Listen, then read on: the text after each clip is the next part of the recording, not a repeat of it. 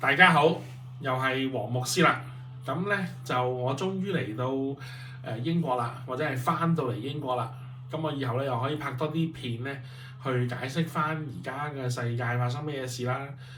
基於呢個聖經嘅預言。咁大家拭目以待啦。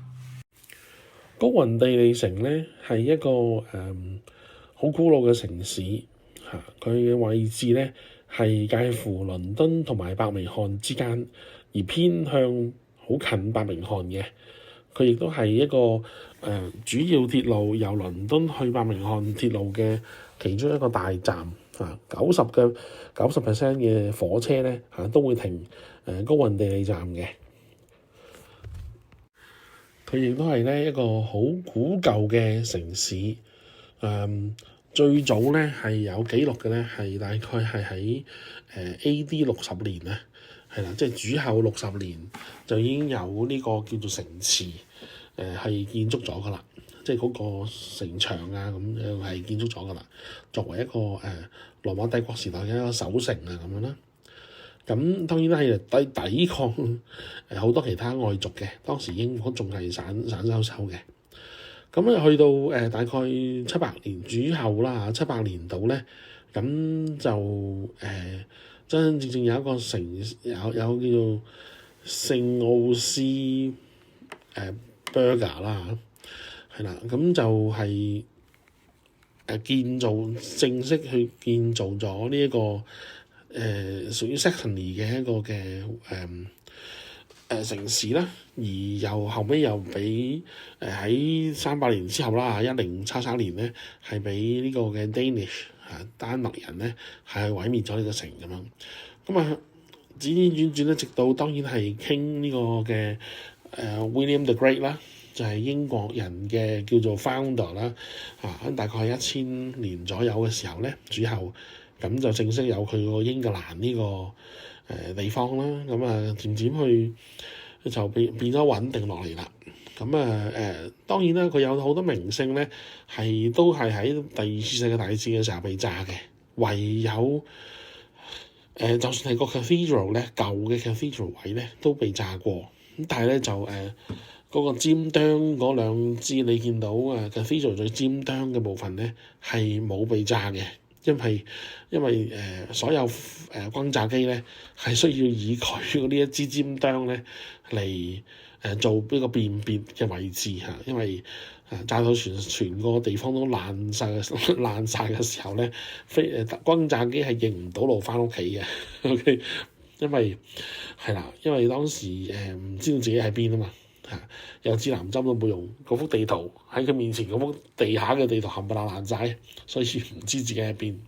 咁所以咧就嗰個兩個尖端，通常 cathedral 咧就係炸嗰個宿舍部分嘅啫，就唔會炸嗰個尖端個高位嘅，因為佢可以以佢嚟做一個 landmark 啦。呢個 landmark 之後就轉向東幾多度，南幾多度，咁佢就可以翻到去啦咁，即係德軍嘅轟炸機。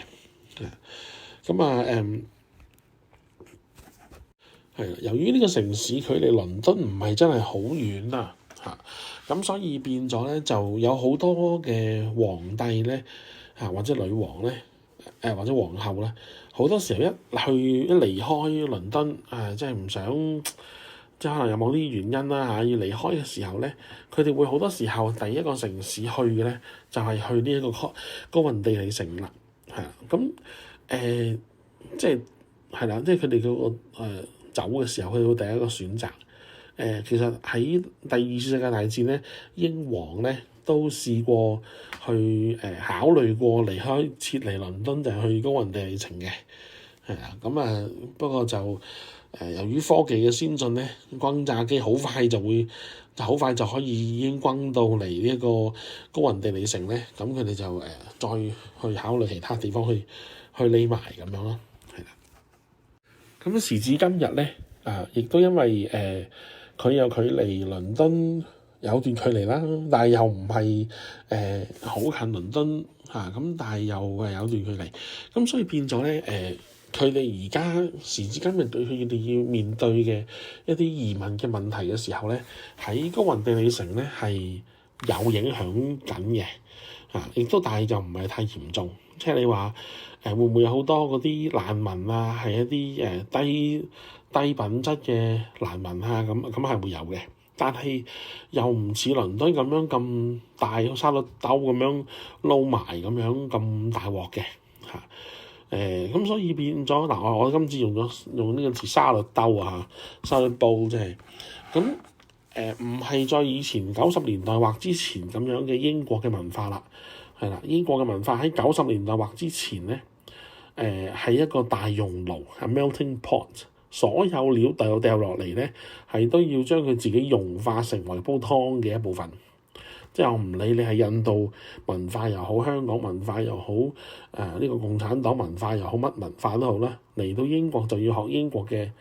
態度、英國嘅方式嚇。以前係咁嘅嚇，咁但係時至今日咧就唔係 melting pot 啦，就係沙律煲啦。咁變咗即係話掉到落嚟咧係唔使去融入